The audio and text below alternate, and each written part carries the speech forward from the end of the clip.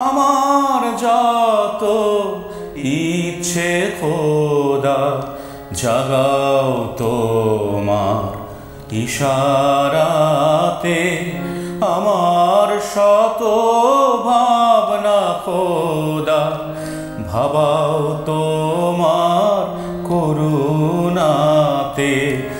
আমার যত ইচ্ছে খোদা।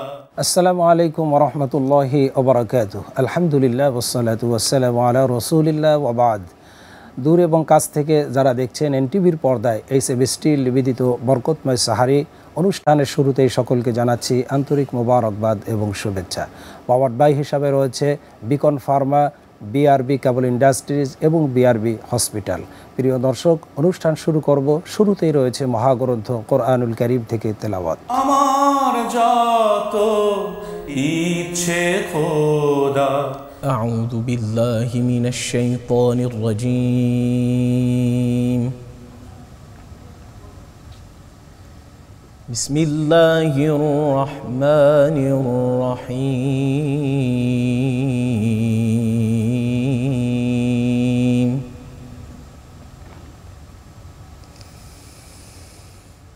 يا أيها الذين آمنوا أوفوا بالعقود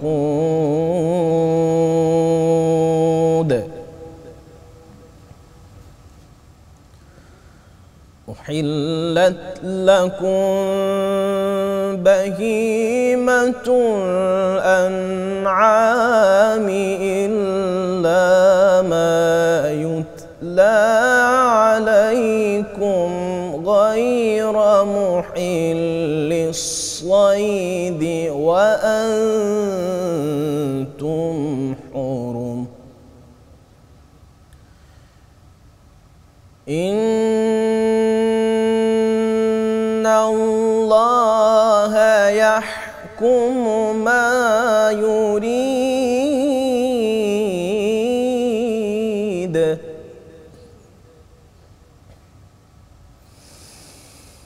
يا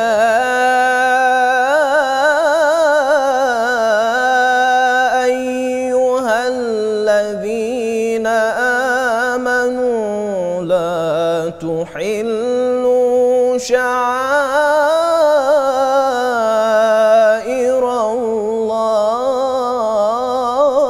الله، لا تحلوا شعائر الله ولا الشهر الحرام ولا الهدي ولا القلائد ولا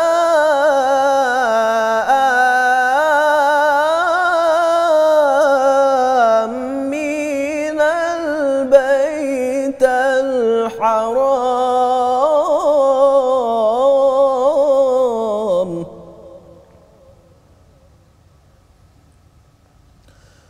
ولا آمين البيت الحرام يبتغون فضلا من ربهم ورضوانا. وإذا حللتم فاصطادوا ولا يجرمنكم شنآن قوم أن صدوكم عن المسجد الحرام أن تعتدوا وتعاونوا على البر والتقوى ولا تعاونوا على الإثم والعدوان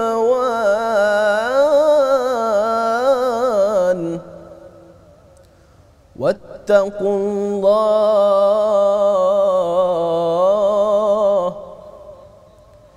إن الله شديد العقاب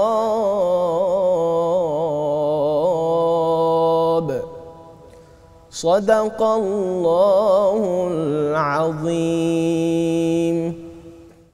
দর্শক, আমরা শুনলাম কোরআন তেলাওয়াত। এ পর্যায়ে রয়েছে প্রতিদিনের ন্যায় বিষয়ভিত্তিক আলোচনা। আর আজকের বিষয় হচ্ছে ইনসাফ প্রতিষ্ঠায় আল কোরআন।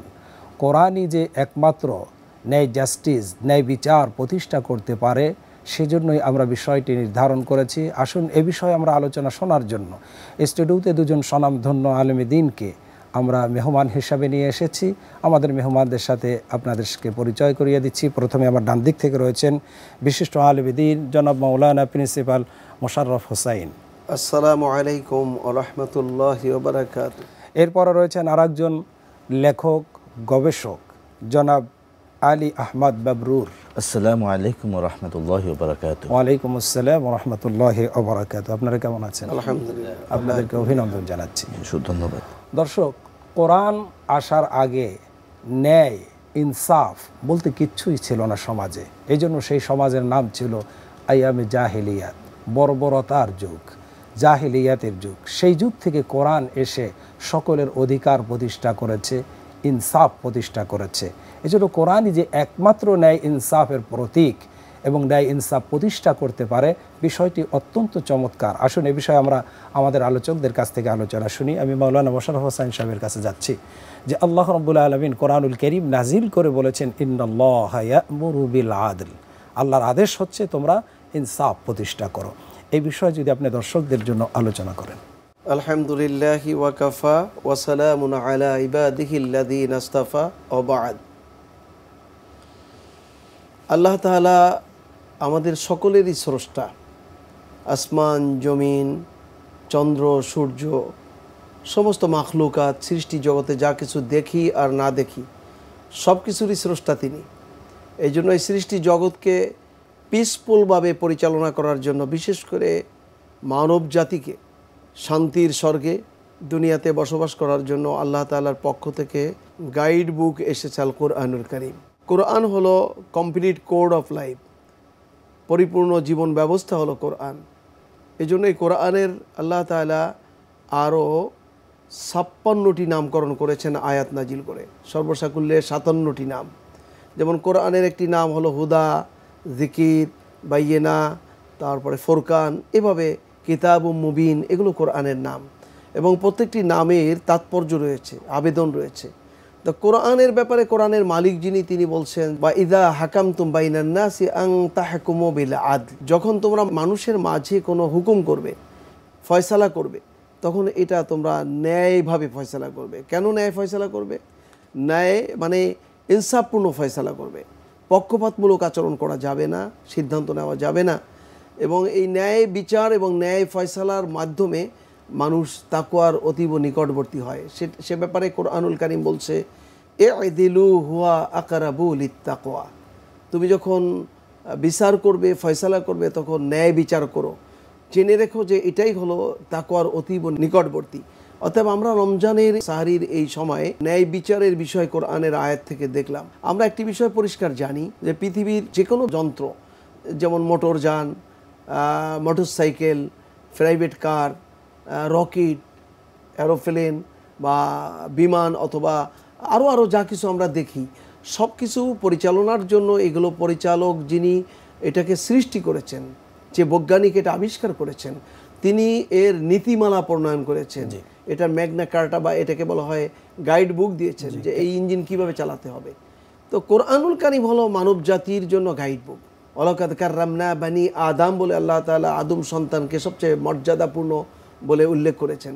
অতএব এই মানুষকে জীবন পরিচালনার জন্য আল্লাহ তাআলা তিবিয়ানান লিকুল্লি শাইইন, কোরআনের মধ্যে মানুষের দৈনন্দিন জীবনের ব্যক্তিগত, পারিবারিক, সামাজিক, রাষ্ট্রীয়, অর্থনৈতিক, আন্তর্জাতিক বিচার ফয়সালা, লেনদেন, দোকান মাকান, ব্যবসা বাণিজ্য, মানে একজন মানুষ তার জীবন পরিচালনার যতগুলো ক্ষেত্রের সম্মুখীন হয়, যতগুলো দিক ও বিভাগের সম্মুখীন হয়, সকল দিক ও বিভাগে নবীনা মুহাম্মদ সাল্লাল্লাহু আলাইহি সাল্লামের মাধ্যমে কোরআনুল কারীম আল্লাহ নাজিল করেছেন প্রায় 22 বছর 5 মাস 14 দিন ধরে।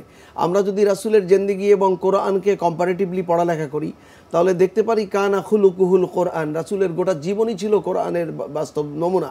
এবং রাসূলের জীবনে তিনি ব্যক্তিগত জীবন পরিচালনা করেছেন, স্ত্রীদের সাথে ওঠাবসা করেছেন, পরিবার পরিজন চালিয়েছেন, এরপরে তিনি সমাজ ও রাষ্ট্র পরিচালনা করেছেন, এরপরে তিনি বিচার ফয়সালা করেছেন, তিনি বিচারক ছিলেন। অতএব সমস্ত বিধানগুলো আল্লাহ প্রদত্ত এবং রাসূলের পথে, আল্লাহর মতে এবং রাসূলের পথে। এই জন্য কোরআন হলো সত্যের মাপকাঠি, কোরআন হলো ইনসাফের প্রতীক। জনাব বিশিষ্ট লেখক আলী আহমদ মাবরুর সাহেব, ইসলাম গোটা কোরআন, ইসলামের মূল গাইডলাইন হচ্ছে কোরআন।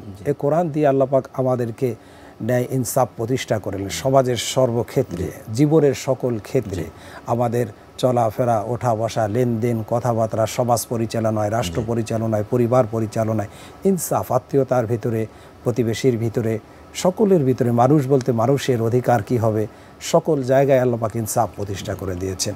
আপনি যদি এই বিষয়টি দর্শকদের জন্য বলেন। নাহমাদু ওয়া নুসাল্লি আলা রাসূলিল কারীম ওয়া আলা আলিহি ওয়া সাহবিহি আজমাইন, আম্মা বাদ। কোরআন নাজিলের মাস, পবিত্র রমজান মাস চলছে এবং কোরআন নিয়ে একটি চমৎকার বিষয় নিয়ে আমরা আলোচনা করছি, সেটা হল ইনসাফ প্রতিষ্ঠায় কোরআনের যে ভূমিকা বা অবদান বা গাইডলাইন।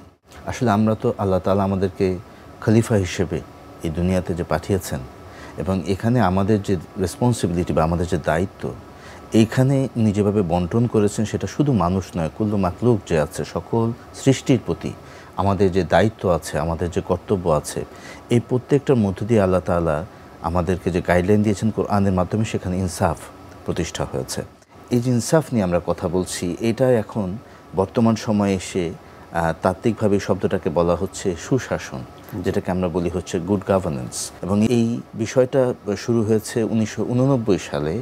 আফ্রিকান যে সাব সাহারা দেশগুলোর উপর জাতিসংঘ এবং বিশ্বব্যাংক একটা রিপোর্ট দিয়েছিল, ওখানকার যে দেশগুলোর যে দুর্নীতি এবং যে অব্যবস্থাপনার উপরে কাজ করতে গিয়ে এটা সমাধান হিসেবে তারা সুশাসন শব্দটা উৎপাদন করেছিল। এই সুশাসন এবং ইনসাফ কয়েক বছর ধরে আমরা শুনতে পাচ্ছি। অনেকেরই হয়তো মনে হতে পারে যে ইসলামে এটার ব্যাপারে আবার কি থাকবে, কিন্তু আসলে এই সুশাসন এবং ইনসাফের গোড়াপত্তনই করেছে কিন্তু ইসলাম। এবং 1400 বছর আগেই আল্লাহ রাসূল সাল্লাল্লাহু আলাইহি ওয়াসাল্লাম এই ইনসাফের ভিত্তিতেই তিনি তার জীবন পরিচালনা তো করেছেনই, একই সঙ্গে তিনি যখন মদিনাতে রাষ্ট্র প্রতিষ্ঠা করেছেন সেখানেও তিনি এই সুশাসন এবং ইনসাফের নজরানা উনি রেখে গেছেন। এবং আমরা যদি তার এই রাষ্ট্র পরিচালনার আগেও যদি তার জীবনগুলো দেখি, আসলে সুশাসনকে এখনকার রাষ্ট্রনায়করা কয়েকটা অংশে ভাগ করছেন ইনসাফ ভিত্তিক সমাজ ব্যবস্থা করতে গিয়ে। এটা সংজ্ঞায়িত তারা এভাবে করেছেন, যেখানে ইনসাফ থাকবে, জবাবদিহিতা থাকবে, স্বচ্ছতা থাকবে, হ্যাঁ, তারপরে হচ্ছে অংশীদারিত্বমূলক থাকবে, অংশগ্রহণমূলক থাকবে। এই প্রত্যেকটা বিষয় আসলে রাসূল সাল্লাল্লাহু আলাইহি সাল্লাম তার জীবনে তিনি এগুলো প্রদর্শন করে গেছেন। আমরা বদর যুদ্ধের কাহিনীটা যদি দেখি, উনি যেখানে প্রথম আগে ওনার তাঁবু স্থাপন করলেন, সেখানে একজন সাহাবী যখন ওনাকে আবার মতামত দিলেন যে এর থেকে যদি আরেকটু অন্য জায়গায় গিয়ে আমরা করি ভালো হবে, উনি সেটা রিসিভ করলেন। এবং তার ভেতরে এই যে সকলকে নিয়ে চলা, শুরা করে চলা এবং এই যে সবার যে অংশগ্রহণমূলক একটা কর্মপন্থা তার ভেতরে ছিল, এবং এটা কিন্তু উনি ওনার জীবন জুড়ে উনি পরিচালনা করেছেন। ওনার এই দরবার, ওনার এই মসজিদে নববীতে সকলের আগমনের জন্য দরজা খোলা ছিল। সেখানে ওই সময় যারা ছিল, ইহুদিরা আসতে পারতো, খ্রিস্টানেরা আসতে পারতো, সেই সময় যারা বেদুইন ছিল, যারা সমাজে দুস্থ অসহায় মানুষ ছিল, সবাই কিন্তু আসতে পারতেন। এবং এই যে সমাজে তিনি একটা সমতা এবং সাম্য প্রতিষ্ঠা করেছিলেন, একটা ইনসাফ প্রতিষ্ঠা করেছিলেন, এবং এইটা উনি মদিনা সনদের মাধ্যমে তিনি যেই দিগন্তটা উন্মোচন করেছিলেন, এটা এখনও পর্যন্ত কিন্তু পৃথিবীর জন্য একটা মডেল। এবং এখনও পৃথিবীতে এই মদিনা রাষ্ট্রটিকে একটি উন্নত রাষ্ট্রের মডেল হিসেবে বিবেচনা করা হয়। এবং জাতিসংঘের যে সার্বজনীন অধিকার, সেখানেও এই মদিনা সনদের অনেকগুলো বিষয় কিন্তু তারা অ্যাডপ্ট করেছেন। এভাবেই আমরা পরবর্তীতে রাসূল সাল্লাল্লাহু আলাইহি সাল্লামের পরে আমরা যদি খুলাফায়ে রাশিদা আমলেও যাই, সেখানেও আমরা দেখি যে তাদের প্রত্যেকটা খলিফা ইনসাফ এবং সুশাসন প্রতিষ্ঠায়। তার মানে আপনি বোঝাতে চাচ্ছেন যে কোরআনের বাস্তব নমুনা যে বিশ্বনবী, যিনি রাষ্ট্র ব্যবস্থায় ইনসাফ কায়েম করার জন্য যে সনদ দিয়েছেন, যেটা আমরা মদিনা সনদ হিসাবে জানি, যে নীতিমালাগুলি দিয়েছেন, এই নীতিমালা আজ পর্যন্ত ইনসাফ প্রতিষ্ঠার জন্য যথেষ্ট। এবং এর আলোকে সাহাবায়ে আজমাইন, খালাফায়ে রাশিদিনরা রাষ্ট্র পরিচালনা করে প্রমাণ করেছেন, 30টি বছর পর্যন্ত প্রমাণ করেছেন খেলাফতের আমলে যে কিভাবে ইনসাফ কায়েম করা যায়। যে আপনাকে অসংখ্য ধন্যবাদ। আপনার কাছে আবারও আসবো, যাচ্ছি মাওলানা মোশাররফ হোসেন সাহেবের কাছে। আপনি যদি আরও সুন্দর করে যে ইসলাম এবং কোরআন, আমরা কোরআনের ইনসাফ নিয়ে কথা বলছি, কোরআন কিভাবে যেই সমাজে নারীর অধিকার ছিল না, নারীদেরকে কিভাবে অধিকার প্রতিষ্ঠা করে ইনসাফ করে দিলেন, কন্যাদের ভিতরে ইনসাফ করলেন, স্বামী স্ত্রীর ভিতরে কি সুন্দরভাবে একটি অধিকার প্রতিষ্ঠা করলেন, এইভাবে যদি আপনি পয়েন্ট আউট করে কয়েকটি বিষয় আমাদের জন্য আমরা মূলত কোরআনের আলোচ্য বিষয় হলো তিনটি। একটি হলো relation between man to creator, স্রষ্টার সাথে মানুষের কি নীতিমালার আলোকে মানুষ জীবন পরিচালনা করবে। মানে আমাদের স্রষ্টা তো রব্বে কারিম আল্লাহ তাআলা, সে আল্লাহ তাআলার সাথে মানুষের সম্পর্কটা কেমন হবে, নামাজে, সমাজে, সকল কার্যক্রমে আল্লাহকে রাজি খুশি করার জন্য মানুষ তার জীবন পরিচালনা করবে কোন নীতিমালার আলোকে, সেই নীতিমালা কোরআনে এসেছে। Relation between man and man, মানুষ মানুষের সাথে কোন নীতিমালার আলোকে জীবন পরিচালনা করবে, এটাও বর্ণনা এসেছে কোরআনে।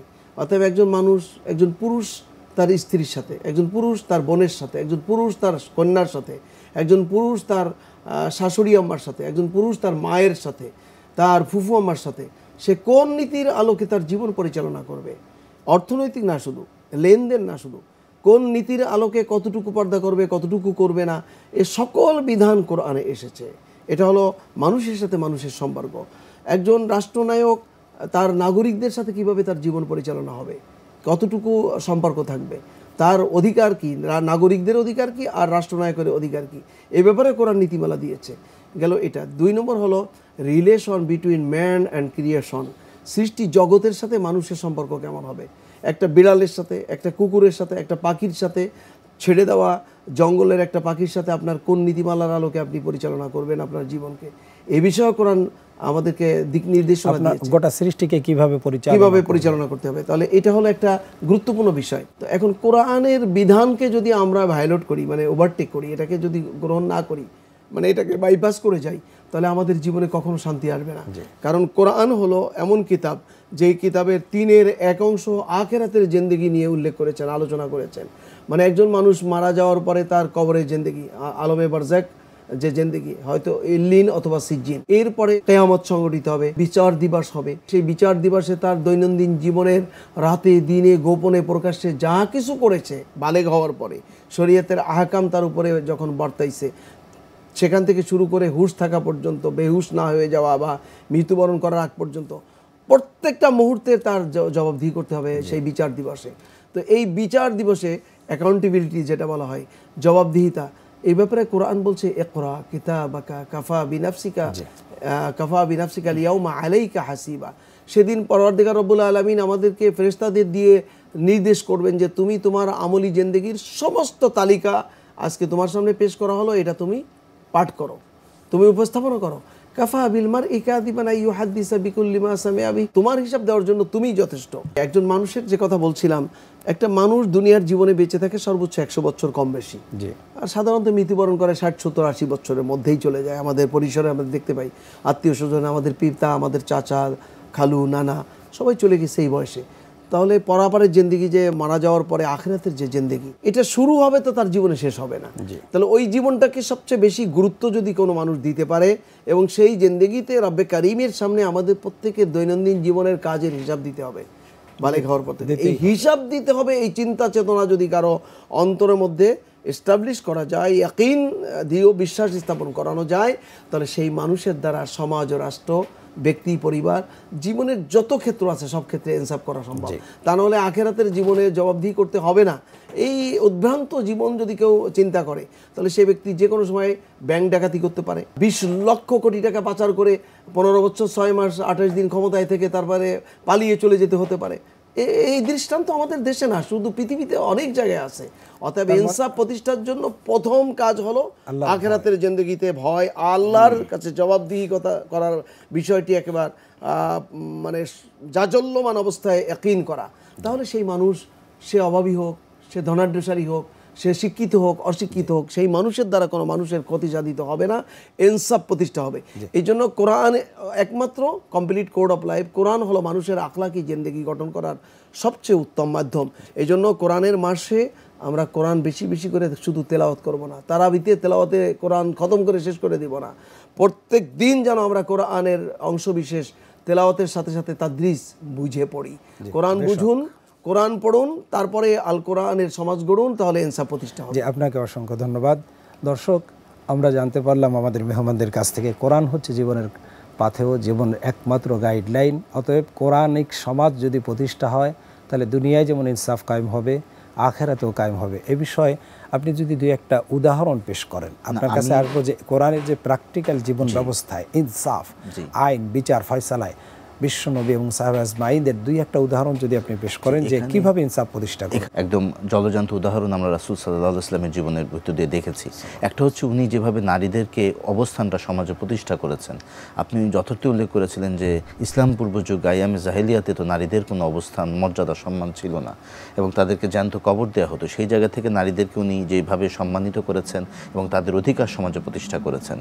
এরপরে যুদ্ধবন্দির ক্ষেত্রে আমরা বলি, যুদ্ধবন্দীদের ক্ষেত্রে রাসূলুল্লাহ সাল্লাল্লাহু আলাইহি সাল্লাম যে যে অসাধারণ যে নজরানা রেখেছেন, এটার কোনো দ্বিতীয় কোনো দৃষ্টান্ত আজ পর্যন্ত বিশ্বে আর দেখা যায় না।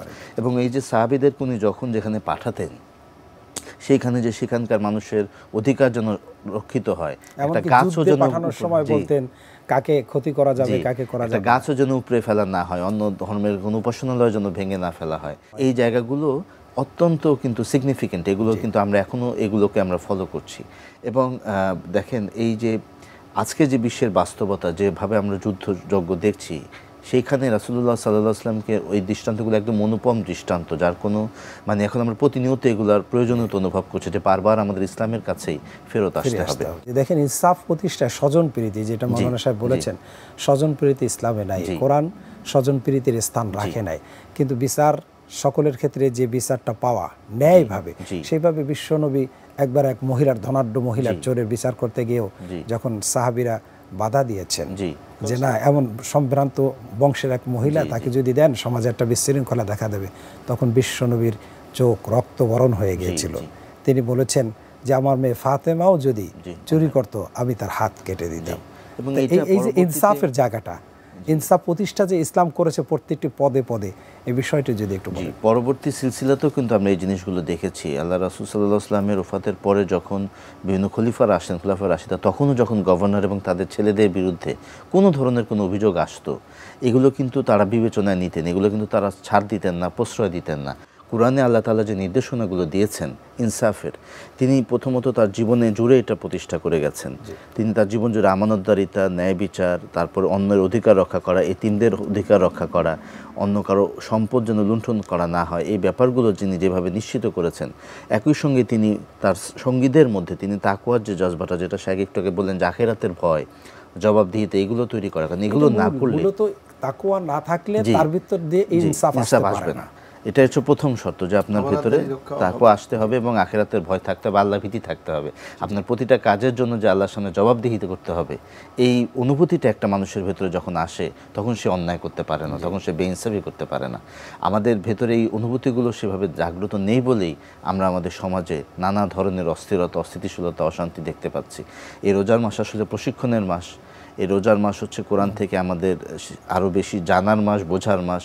এবং এগুলো আমরা যদি নিজেদের জীবনে এগুলো অ্যাপ্লাই করতে পারি এবং নিজেদের ভিতরে অনুভূতিগুলো জাগ্রত করতে পারি, তাহলে আশা করা যায় যে আমরা রোজার মাসের বদলাতে, যিনি রাষ্ট্রপতি আছেন তাকেও তো ব্যক্তি জীবনে এটা অ্যাপ্লাই করতে হবে, তাহলে তিনি সমাজে অ্যাপ্লাই করতে পারবে। প্রত্যেকেরই যে দায়িত্বের যে গণ্ডি, সেই দায়িত্বের জন্য তার জবাবদিহি করতে হবে, যেটা হাদিসে আল্লাহ রাসূল সাল্লাল্লাহু আলাইহি ওয়াসাল্লাম নিষ্পালকের কথা বলেছেন, যে প্রত্যেককে তার নিজ নিজ দায়িত্বের জন্য জবাবদিহি করতে হবে। স্বামীকে তার স্ত্রীর প্রতি, স্ত্রীকে স্বামীর প্রতি, রাষ্ট্র প্রধানকে তার জনগণের প্রতি, জনগণ আবার ধরেন যিনি একদম অধীনস্থ আছেন তারও যে দায়িত্ব, সেটার ব্যাপারেও তাকে জবাবদিহি করতে হবে। এটা এরকম নয় যে শুধু উপরস্থ শ্রেণী। তো এই জন্য সবাই মিলে যদি একটা দায়িত্ব অনুভূতি এবং একটা জবাবদিহিতার অনুভূতি নিয়ে কাজ করে, তাহলে ইনশাআল্লাহ সমাজে কোরআনের চেতনার আলোকে ইনসাফ প্রতিষ্ঠা করা সম্ভব হবে ইনশাআল্লাহ। আপনাদের দুজনকে অসংখ্য ধন্যবাদ। প্রিয় দর্শক, ইনসাফ প্রতিষ্ঠা করতে পারে একমাত্র কোরআন।